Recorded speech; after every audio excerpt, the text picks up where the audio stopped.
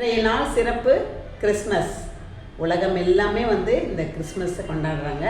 இயேசு கிறிஸ்து வந்து இந்த உலகத்தில் வந்து பிறந்த நாள் இல்லையா? இப்போ இந்த உலகத்தில் பாருங்கள், இந்த அவதார புருஷர்கள் அப்படின்னு சொல்கிறாங்க இல்லைங்களா? கடவுளே வந்து அவதாரம் எடுத்து வந்தார் அப்படின்னு சொல்லிட்டு சொல்கிறாங்க.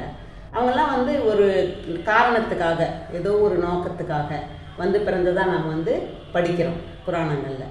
இப்போ ராமர் வந்து பிறந்தார், அவர் வந்து ராவணனை வதம் செய்வதற்காக. அதே மாதிரி கிருஷ்ணர் கம்சனை வதம் செய்ய. புத்தர் வந்து பிறந்தார், இந்த வாழ்க்கையில் வந்து துன்பத்துக்கு என்ன காரணன்றதை கண்டுபிடிச்சு சொன்னார். இந்த மாதிரி சொல்லும் பொழுது இயேசு கிறிஸ்து இந்த உலகத்தில் வந்து பிறந்தார் எதுக்காக அப்படின்னா, உலக மக்கள் அனைவருடைய பாவத்தையும் போக்குவதற்காக. இல்லை பாவம் அப்படின்னா நாம் சொல்கிறோம் இல்லையா, நம்முடைய முன் செய்த வினை அப்படின்னு சொல்லுவோம்.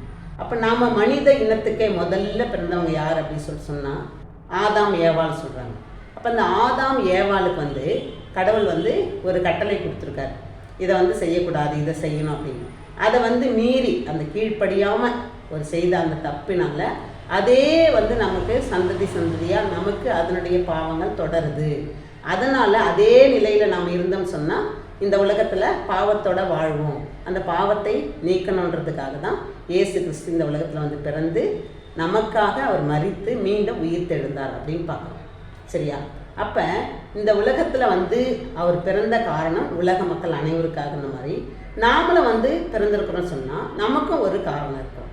இப்போ ஒரு காரணம் இல்லை, ஒவ்வொரு நாளுமே நம்ம நினச்சி பார்க்கணும். நாம் வந்து ஏதாவது ஒரு நல்லது செய்துட்டோம்னா பரவாயில்ல, இந்த நல்ல செயலை செய்கிறதுக்காக நாம் வந்து பிறந்திருக்கிறோம் அப்படி சொல்லிட்டு நாம் மகிழ்ச்சி அடையலாம்.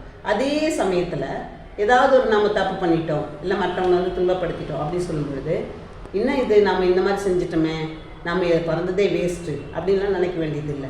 அந்த தவறை நம்ம திருத்திக்கணும். ஏன்னா நம்ம சிந்திக்கக்கூடியவர்கள் தான் நம்ம மனிதர்கள் எல்லாம். அப்போ நாம் அதை சிந்தித்து அதை வந்து மாற்றிக்கிட்டு வாழணும். அப்போ நம்முடைய வாழ்நாளில் ஒவ்வொரு நாளுமே நாம் செய்கிற நற்காரியங்களுக்காகவும் தீய செயல்களுக்காகவும் நம்ம சிந்தித்து பார்த்தோம்னாலே ஆட்டோமேட்டிக்காக நம்ம நல்ல மனுஷங்களாக மாறிடுவோம். அதுதான் வாழ்க்கை. அப்போ வாழ்க்கைனால நம்மை சரி செய்து கொண்டு வாழ்வது தான் வாழ்க்கை. அதை தான் வந்து கிறிஸ்துவத்தில் சொல்லுது. கிறிஸ்துவ வந்து சொல்வார், ஒருத்தன் போய் கேட்பான், நான் வந்து எனக்கு தப்பு செய்கிறவங்கள எத்தனை முறை மன்னிக்கணும்? ஒரு 7 முறை மன்னிக்கட்டுமான்னா, இல்லை 7 முறை மன்னின்னு சொல்கிறார். அப்படின்னா என்ன? அவன் திருந்துற வரையும் மன்னிங்க அப்படி சொல்கிறார். அப்போ பார்க்கும்போது ஒருத்தர் வந்து தப்பு செஞ்சுட்டாங்கன்னா அவங்க திருந்தி வாழ்வதற்கான ஒரு வாழ்க்கை தான் வந்து, அதுதான் வந்து வாய்ப்பே.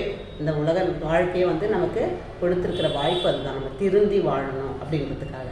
அதனால் நம்ம மற்றவங்களையும் மன்னிப்போம்.